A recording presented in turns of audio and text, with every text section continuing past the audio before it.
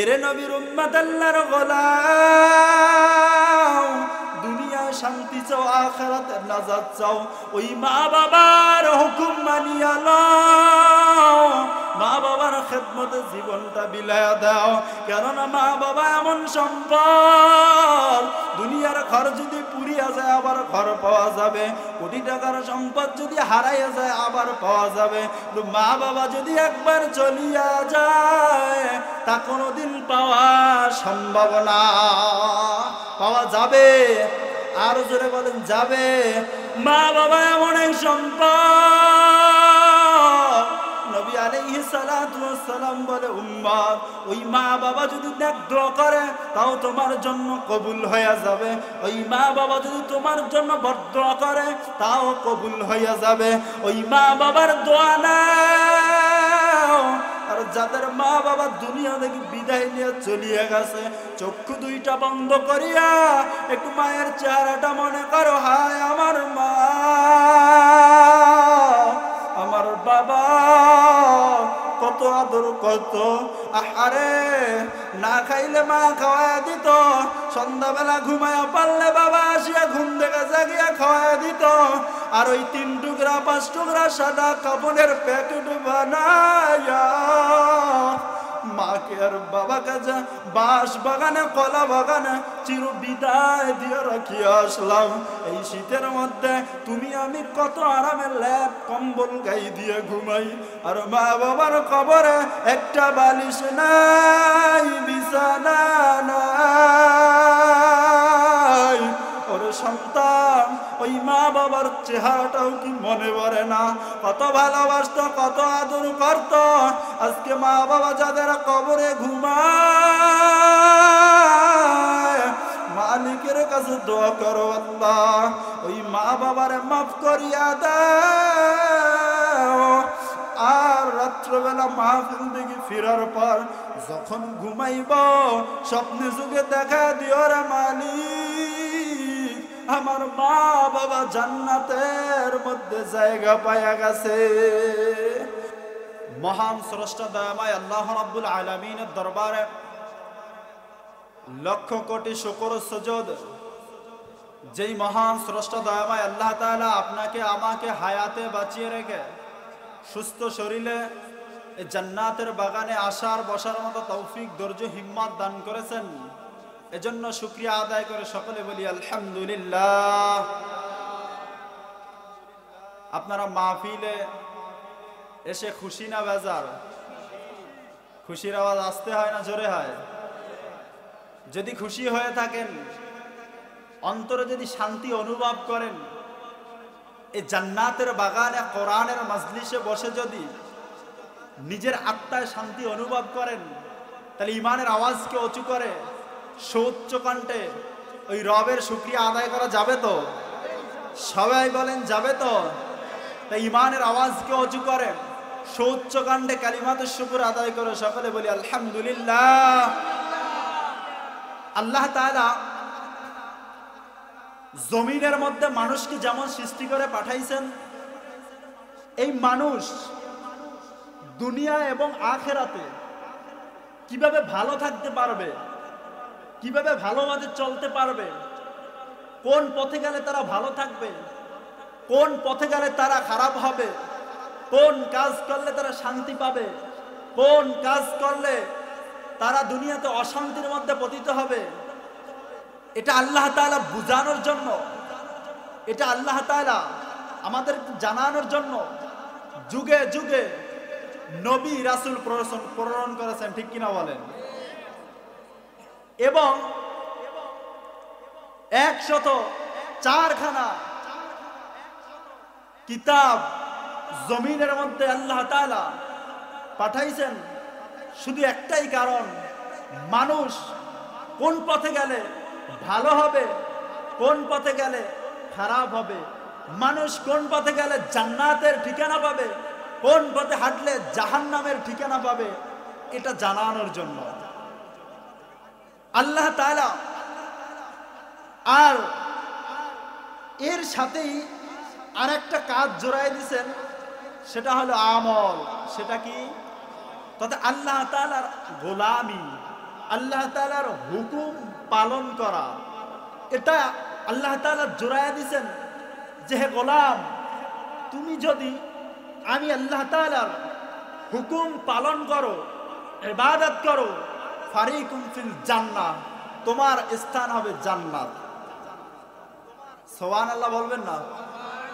আরেকটু জোরে বলেন সবাই, আরেকটু জোরে বলেন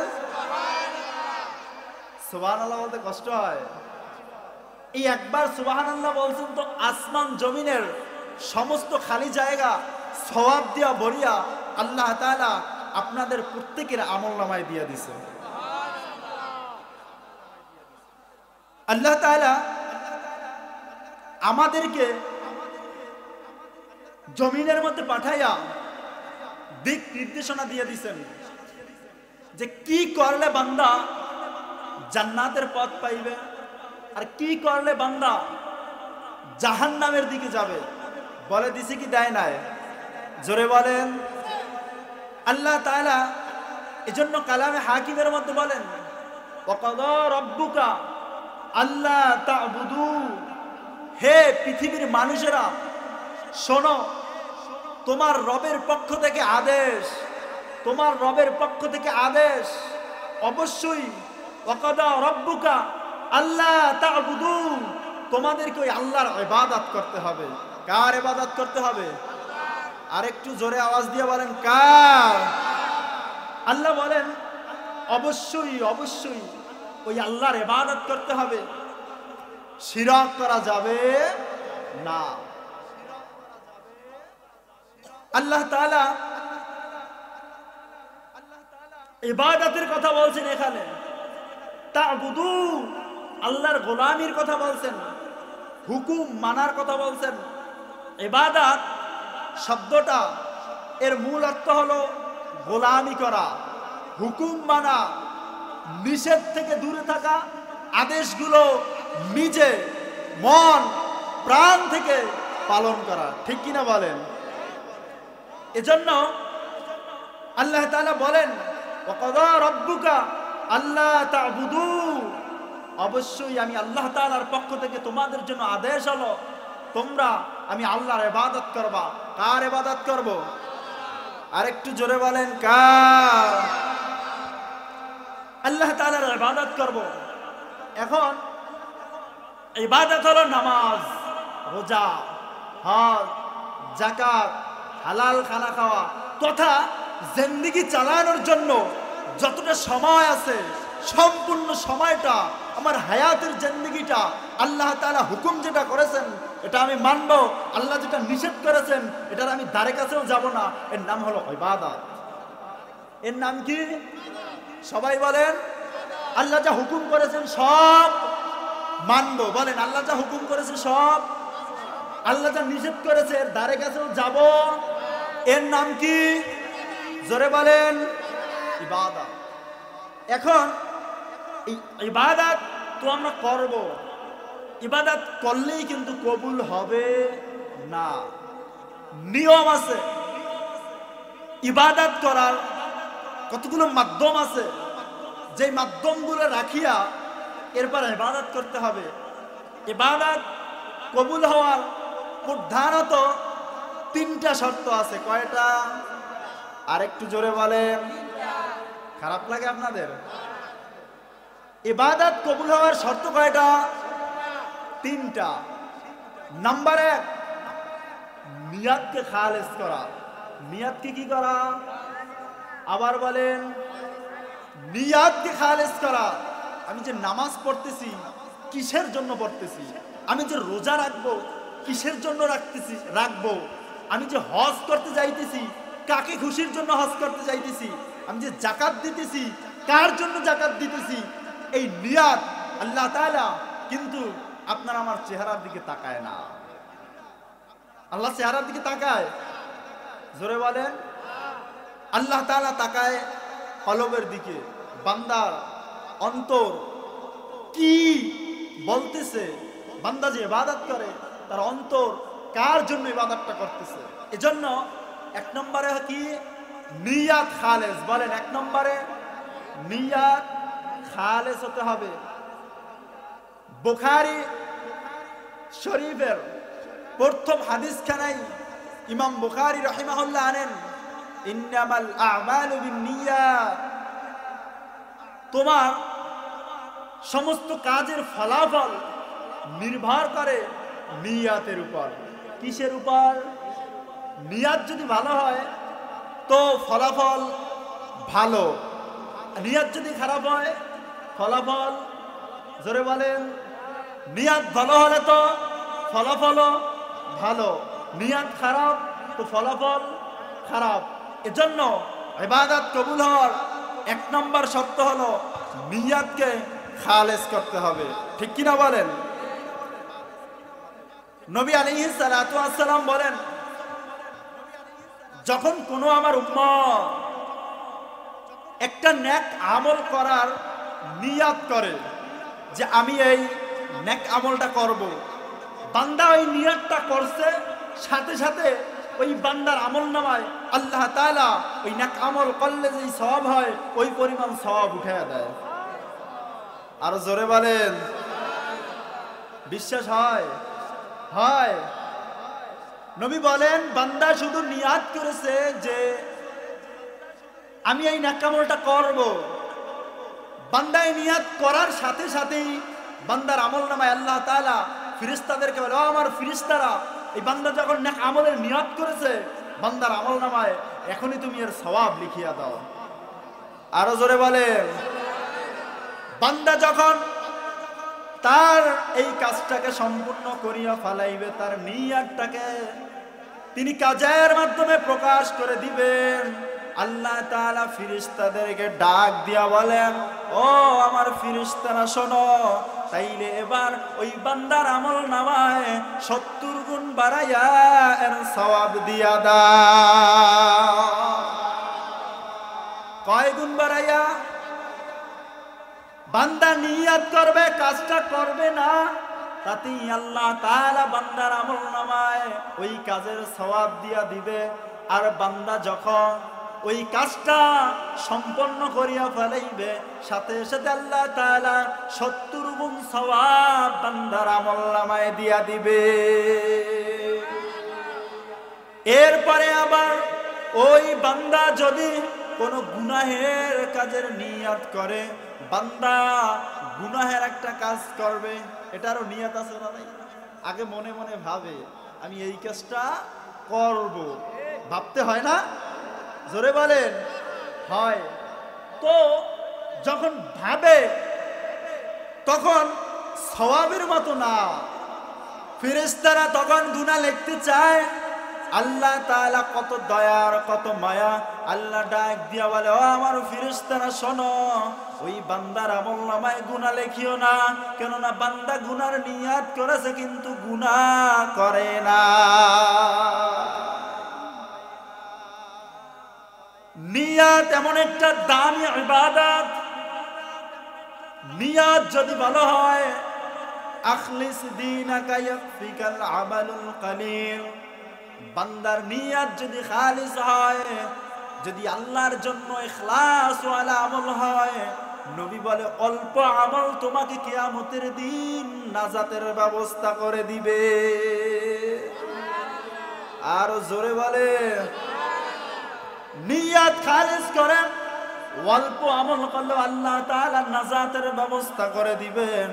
নিয়াত যদি খারাপ হয়, হাজার অনেক আমল নাজাত দিতে পারবে না। পারবে? কথা বলেন। নিয়াত হতে হবে আল্লাহর জন্য। কার জন্য? আল্লাহর জন্য। যদি আপনার নিয়াত হয় যে একমাত্র ওই আল্লাহকে, কাকে? জোরে বলেন, ওই আল্লাহকে রাজি আর খুশির জন্য আমি ইবাদত করতেছি, আপনার ওই অল্প ইবাদত আপনাকে কিয়ামতের দিন জান্নাত পর্যন্ত পৌঁছায় দেবে। নবী আলাইহিস সালাতু ওয়াস সালাম হাদিসের মধ্যে বলেন, যখন কোন বান্দা রাত্র বেলা ঘুমায়, এশার নামাজ পড়িয়া কেউ ঘুমায়া গেল, ঘুমায়া যাওয়ার পর ওই বান্দা ঘুমানোর আগে নিয়ত করলো, আল্লাহ আমি শেষ রাতে উঠে তাহাজ্জুদের নামাজ আদায় করব। কিন্তু তিনি ঘুমের সাথে জেগে উঠতে পারেন না, ঘুমের কাছে হেরে গেছেন।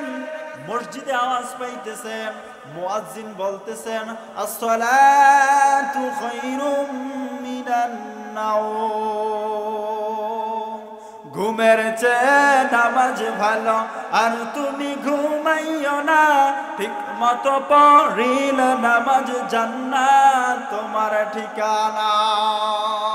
ঠিক কিনা বলেন? ঘুমের চেয়ে নামাজ ভালো, আর তুমি ঘুমাইও না, ঠিক মতো পড়িলে নামাজ জান্নাত তোমার ঠিকানা।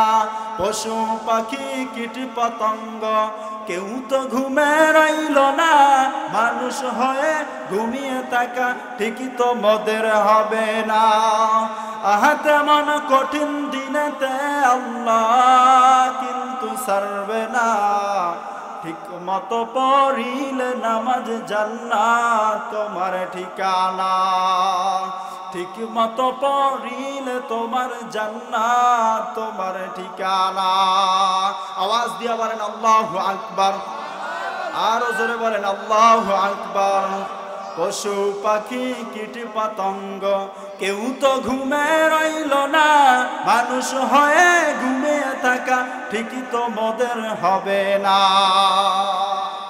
পশু পাখি ঘুমায় না, মুয়াজ্জিনের আজানের আগে উঠিয়া যায় ওই আল্লাহ তাআলার জিকিরের জন্য, স্মরণের জন্য। আর মানুষ তুমি আমি কত বড় নিমকাহারা, মুয়াজ্জিন তোমারে ওই আল্লাহর পক্ষ থেকে ডাকতেছে, এ গোলাম আয় আয়। রাত্রবেলা কত মানুষ ঘুমাইলো, সকালবেলা আর উঠে না, আর তোরে যে এখন ওই আল্লাহ জিন্দা রাখলো, কিন্তু তুই আল্লাহর গোলামি করার জন্য মসজিদে আসলি না। নবী আলাইহিস সালাতু ওয়াস সালাম বলেন, বান্দা রাত্র বেলায় এসে নামাজ পড়িয়া ঘুমায়া গেল, ঘুমায়া যাওয়ার পর ওই বান্দা ঘুমানোর কারণে তিনি ঘুমের সাথে জেগে উঠতে পারেন না, ঘুম তাকে পরাজিত করে ফেলেছে। মুয়াজ্জিন আযান দিয়েছে, কিন্তু নিয়াত করেছিল তাহাজ্জুদের নামাজ আদায় করবে। ওই বান্দা যে নিয়াত করেছে আমি তাহাজ্জুদের শেষ রাত্রে নামাজ আদায় করব, আল্লাহর নবী বলেন ওই নিয়াতের কারণে আল্লাহ তাআলা তার আমলনামায় তাহাজ্জুদ পড়ার সওয়াব দিয়া দিবে। নিয়াত যদি ভালো হয় ফলাফল ভালো, নিয়াত যদি ভালো না হয় ফলাফল ভালো হবে না। এজন্য এই মাহফিলে আমরা আসছি কার রাজি খুশির জন্য? আওয়াজ দিয়া বলতে হবে কার রাজি খুশির জন্য। দিলের মধ্যে নিয়াত থাকতে হবে ওই আল্লাহ তাআলার রাজি খুশির জন্য এই মাহফিল ময়দানে বসছি, আর দুনিয়ার কারো জন্য না। নিয়াত কবুল হওয়ার জন্য 2 নম্বর শর্ত হলো ইবাদত হতে হবে রাসূলের সুন্নাতের তরিকায়। কার তরিকায়? নবী আলাইহিস সালাতু ওয়াস সালামের সুন্নাতের তরিকায় ইবাদত করতে হবে। সুন্নাতকে মাইনাস করে যদি কোনো ইবাদত করা হয় এটাকে বলা হয় বিদআত। কি বলা হয়?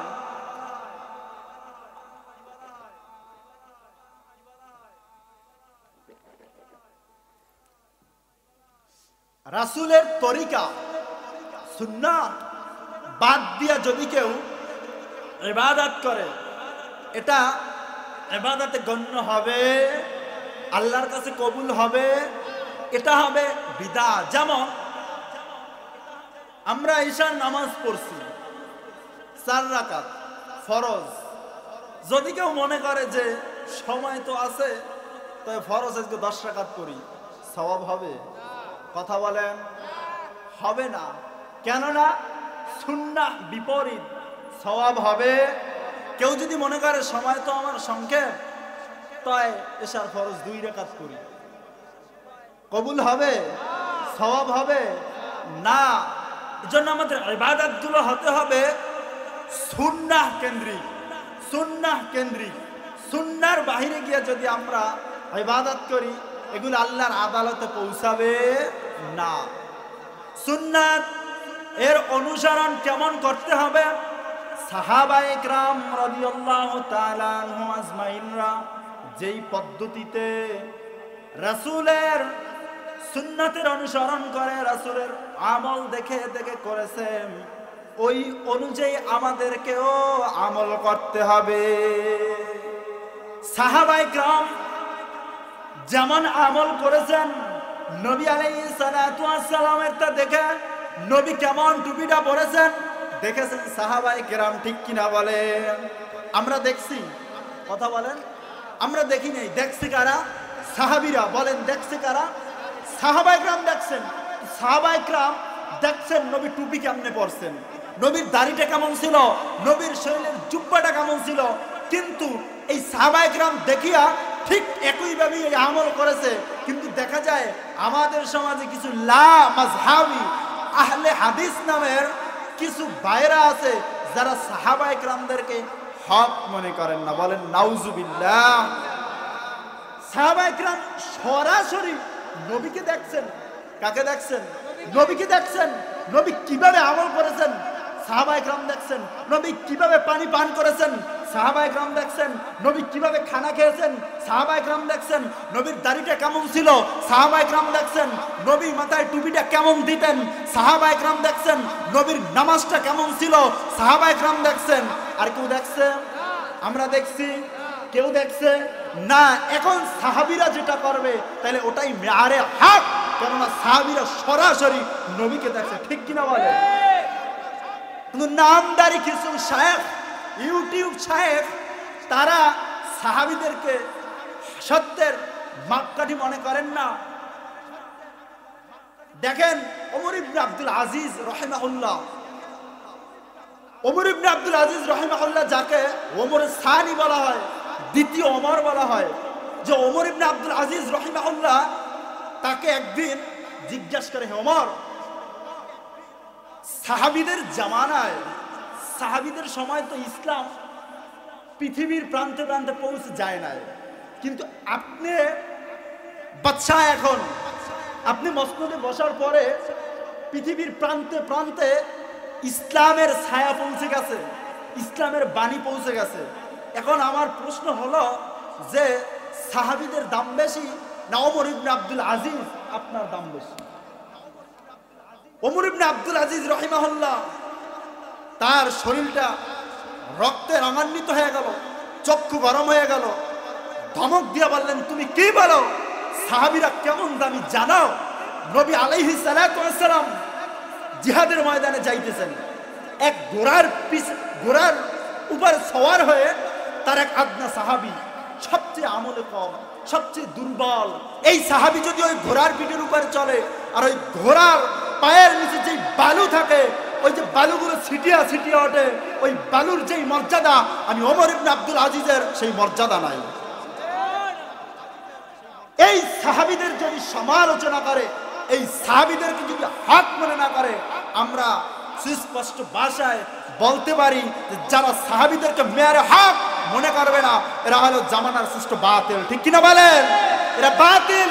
দলিল হলো যারা সাহাবীদেরকে হক মানবে না, এদের বাতিল হওয়ার জন্য দলিল এটা যে তারা সাহাবীদেরকে সত্যের মাপকাঠি মানে না। সাহাবায়ে কেরাম কেমন দামি বলতে গেলে লম্বা সময়ের প্রয়োজন।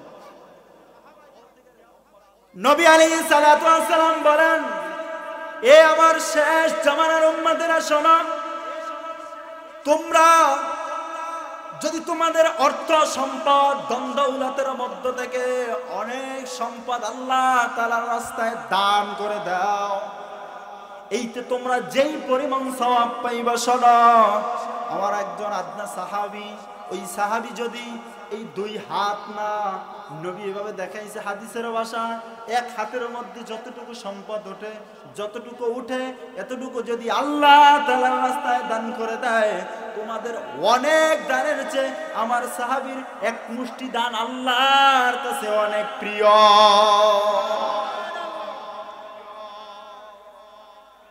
এরপরে আমাদের মতো মানুষরা যদি সাহাবীদের সমালোচনা করি, দেখবেন রবিউল আউয়াল মাস আসলে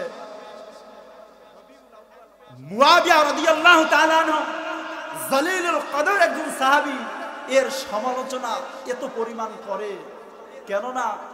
কেন করে?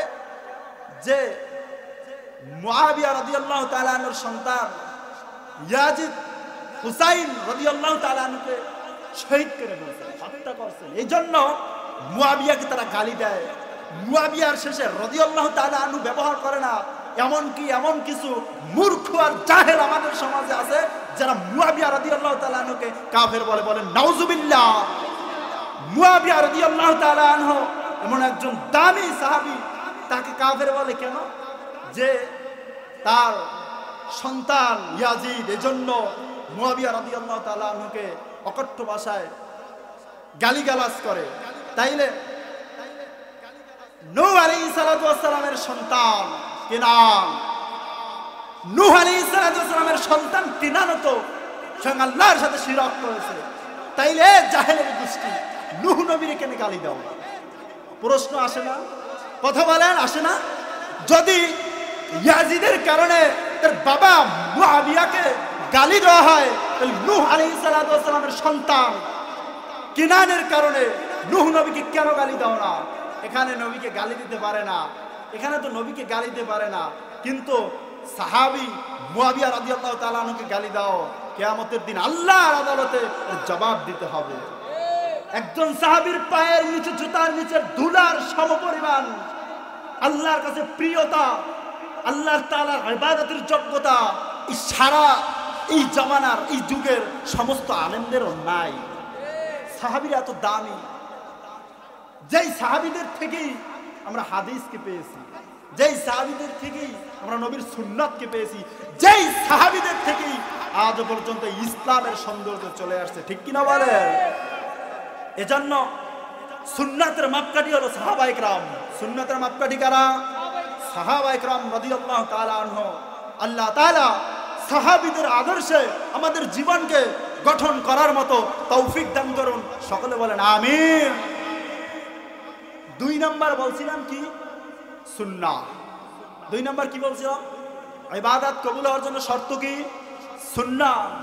ইবাদত কবুল হওয়ার জন্য 2 নাম্বার শর্ত হলো নবী আলাইহিস সালাতু ওয়াস সালামের সুন্নাহ অনুযায়ী ইবাদত করতে হবে। নাম্বার 3 হলো ইবাদতের ক্ষেত্রে দুনিয়ার কোনো চাহিদা থাকতে পারবে, দুনিয়ার কোনো চাহিদা থাকতে পারবে না। চাহিদা থাকতে হবে আখিরাতে জান্নাত। চাহিদা থাকবে কি? একটু জোরে বলেন না, জান্নাত। আবার বলেন, ইবাদতের ক্ষেত্রে চাহিদা থাকতে হবে জান্নাত। আমি নামাজ পড়তেছি, এর দ্বারা দুনিয়ার কোনো টাকা না, পয়সা না, দুনিয়ার কোনো চাহিদা আমার প্রয়োজন নাই।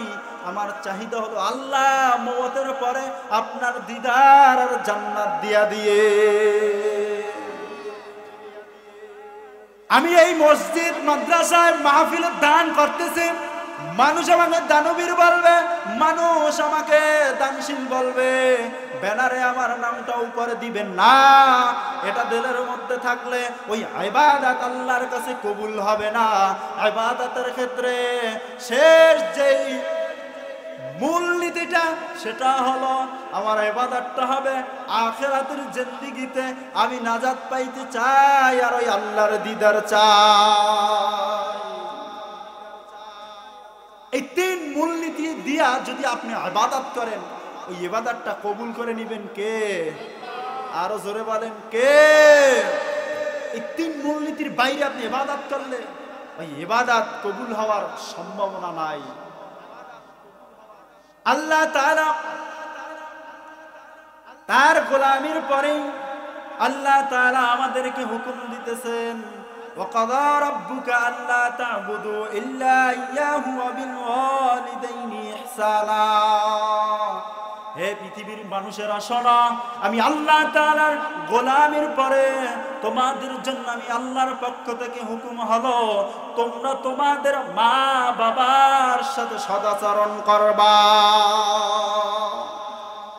মা বাবার সাথে কি আচরণ করবা? সদাচরণ, ভালো আচরণ করবা। মা বাবার সাথে ভালো আচরণ করবা।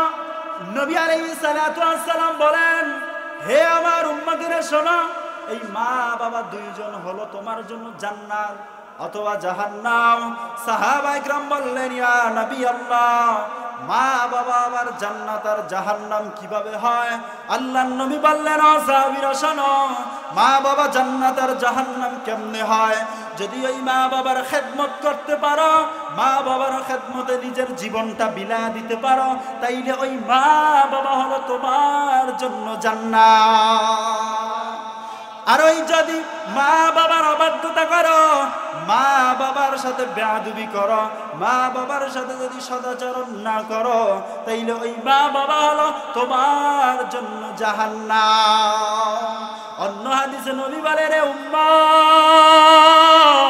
মা বাবা হলো তোমার জান্নাতের দুইটা দরওয়াজা। ওই মা বাবার খেদমত যদি নিজের জীবনটা বিলায়া দাও, মনে করবা যে দুইটা জান্নাত। আর ওই মা বাবার সাথে যদি বেয়াদবি করো, ওই মা বাবার সাথে যদি অসৎ আচরণ করো, মনে করবা ওই জান্নাতের দরজা বন্ধ হইয়া গেছে। মা বাবা এমন দামি সম্পদ, আল্লাহ তাআলা মা বাবার সাথে যারা অবাধ্য সন্তান, এদের জন্য স্বয়ং আল্লাহর বরদোয়া। কার বরদোয়া? জোরে বলেন। নবী আলাইহিস সালাতু ওয়াস সালাম মসজিদে নববীর মেম্বারের প্রথম ধাপে পাড়া দিলেন, আর নবী বললেন আমিন। দ্বিতীয় ধাপে পাড়া দিলেন, নবী বললেন আমিন। তৃতীয় ধাপে পাড়া দিলেন, নবী বললেন আমিন। সাহাবায়ে কেরাম রাদিয়াল্লাহু তাআলা আনহুম আজমাইনরা জিজ্ঞাসা করলেন, ও আল্লাহর নবী, এই মিম্বারের তিন ধাপে তিনবার পাড়া দিলেন আর আমিন বললেন কেন? আমরা তো বুঝলাম না। আল্লাহর নবী বললেন, ও সাহাবীরা শোনো, জিব্রাইল আমিন মাত্র আমার কাছে আসছে, আসার পর জিব্রাইল বলতেছেন, ও নবী শুনেন, আল্লাহ তাআলা বলেছেন, যেই বান্দা রমজান মাস পাইল কিন্তু নিজের গুনাহগাতা মাফ করাইতে পারল না, ওর জন্য ধ্বংস। এই জন্য আমি নবী বলছি আমিন। দুই নম্বরে নবী শোনেন, আপনার নাম শুনল কিন্তু সাল্লাল্লাহু আলাইহি ওয়াসাল্লাম দুরূদ পড়ে নাই, আল্লাহ বলছে ওর জন্য ধ্বংস। তিন নম্বরে নবী শোনেন, দুইজন মা অথবা বাবা, এই দুইজন আর একজন জীবিত আছে, আর ওই মা বাবার হুকুম মানিয়া জান্নাত ক্রয় করতে পারে না। ওই মা বাবার আদেশ নিষেধ না মানিয়া, ওই মা বাবার আদেশ নিষেধ পালন না করিয়া যদি ওই জান্নাতকে ক্রয় করতে না পারে, আল্লাহর নবী বলতেছেন আল্লাহ তাআলা তাদের জন্য দোয়া করেছেন, ওর জন্য ধ্বংস। এই জন্য আমি নবী বললাম আমিন। এখন প্রিয় ভাইরা আমার, আমি প্রশ্ন করতে চাই, জবাব দিবেন। আল্লাহ দোয়া করছে আর নবী আমিন বলছে, এই দোয়া কবুল হয়েছে কি হয় নাই? আপনাদের আওয়াজে বোঝা যায় হয় নাই? আরো জোরে বলে। আল্লাহ তাআলা দোয়া করেছেন, নবী আমিন বলেছেন, কোনো সন্দেহ নাই, কোনো সন্দেহ নাই, দোয়া কবুল হয়ে গেছে। ওরে সন্তান, ওই মা বাবার সঙ্গে যদি বেয়াদবি করো, দুনিয়াও ধ্বংস, তোর আখিরাতও ধ্বংস হয়ে যাবে। মা বাবা এমন দামি এক সম্পদ, যার মা নাই, যার বাবা নাই, সে বুঝে মা বাবা হারানোর কি ব্যথা। চক্ষু দুইটা বন্ধ করিয়া দেখেন, এই শীতের রাত, এই গভীর রাতে যদি আপনি বাড়ির বাহিরে থাকতেন, আরে ঘরের দরজায় দুঃখিনী মা চাদর মুড়া দিয়া বসিয়া থাকতো, কখন আমার সন্তান আসবে, আরে সন্তান কখন আসবে, আর সন্তানের মুখখানা কখন দেখবো। সন্তান দূরে থাকলে মায়ের চোখে ঘুম হয় না। মাঝে মাঝে মাহফিলের সফরে আব্বা বারবার ফোন দেয়, রাত্র 12টা 1টা বারবার ফোন দেয়। আমি বলি বারবার কেন ফোন দেন, আমার জন্য চিন্তা করা লাগবে না। আমার আব্বা বলে বাবা তুমি অনেক বড় হয়ে গেছো, এটা তোমার কাছে তুমি অনেক বড়, কিন্তু আমি বাবার চোখে তুমি এখনো পর্যন্ত বড় হও নাই। যখন তোমার সন্তান হবে আর তুমি যখন সন্তানের বাবা হইবা, তখন বুঝতে পারবা সন্তানের জন্য বাবা মায়ের কি দরদ। এরে নবীর উম্মত আল্লাহর গোলাম, দুনিয়ায় শান্তি চাও, আখিরাতে নাজাত চাও, ওই মা বাবার হুকুম মানিয়া লও, মা বাবার খেদমতে জীবনটা বিলায়া দাও। কেননা মা বাবা এমন সম্পদ, দুনিয়ার ঘর যদি পুড়িয়া যায় আবার ঘর পাওয়া যাবে, কোটি টাকার সম্পদ যদি হারাইয়া যায় আবার পাওয়া যাবে, মা বাবা যদি একবার চলিয়া যায় তা কোনোদিন পাওয়া সম্ভব না। পাওয়া যাবে, আরো জোরে বলেন যাবে। মা বাবা এমন এক সম্পদ, নবী আলাইহিস সালাতু ওয়াস সালাম বলে উম্মত ওই মা বাবা যদি নেক দোয়া করে তাও তোমার জন্য কবুল হয়ে যাবে, ওই মা বাবা যদি তোমার জন্য বদদোয়া করে তাও কবুল হয়ে যাবে। ওই মা বাবার দোয়া নাও। আর যাদের মা বাবা দুনিয়া থেকে বিদায় নিয়ে চলিয়ে গেছে, চক্ষু দুইটা বন্ধ করিয়া একটু মায়ের চেহারাটা মনে করো, হায় আমার মা আমার বাবা কত আদর কত, আহারে না খাইলে মা খাওয়াইয়া দিত, সন্ধ্যাবেলা ঘুমাইয়া পারলে বাবা আসিয়া ঘুম থেকে জাগিয়া খাওয়াইয়া দিত, আর ওই 3 টুকরা 5 টুকরা সাদা কাপড়ের প্যাকেট বানাইয়া মাকে আর বাবাকে যা বাঁশ বাগানে কলা বাগানে চির বিদায় দিয়ে রাখিয়া আসলাম। এই শীতের মধ্যে তুমি আমি কত আরামের ল্যাপ কম্বল গাই দিয়ে ঘুমাই, আর মা বাবার কবরে একটা বালিশ নাই, বিছানা নাই। ওরে সন্তান, ওই মা বাবার চেহারাটাও কি মনে পড়ে না? কত ভালোবাসতো, কত আদর করত। আজকে মা বাবা যাদের কবরে ঘুমায়, মালিকের কাছে দোয়া করো আল্লাহ ওই মা বাবারে মাফ করিয়া দাও।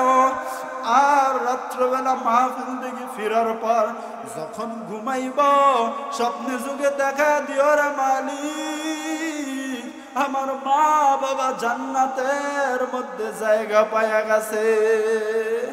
এজন্য বন্ধু আমি অনুরোধ করে বলতে চাই, এই দুনিয়াতে তুমি আমি চিরদিন কিন্তু থাকতে পারবো না, আপনিও পারবেন না, আমিও পারবো না। মা বাবা বড় সম্পদ, ওই মা বাবার দোয়া নেন, মা বাবার দোয়া নেওয়া যাবে। কে কে নিবেন দুটো হাত জায়গায় আল্লাহকে দেখা দেন। যাদের মা বাবা আছে আজকে বাড়িতে গিয়া মায়ের বাবার পায়ে জড়ায় বলবেন রে মা, রে আব্বা অনেক অন্যায় করছি, তুমি মাফ করিয়া দাও, আর কখনো বেয়াদবি করব না। কেননা মা বাবার অন্তর আল্লাহ তাআলা সন্তানের প্রতি মায়ার মহাব্বত ঢুকায়া দিছেন। সন্তান যদি চোখের পানি ঝারিয়া মাফ চায়, ওই মা বাবা ক্ষমা না করিয়া পারে না, ঠিক কিনা বলেন? এজন্য আল্লাহ তাআলা মা বাবার খেদমত করার তৌফিক দিন, সকলে বলেন আমিন। যতটুকু কথা বললাম আমার ভুলগুলো শোধরায়া আল্লাহ তাআলার ভালোগুলো আমাদের সবাইকে গ্রহণ করার তৌফিক দান করুন, সকলে বলেন আমিন।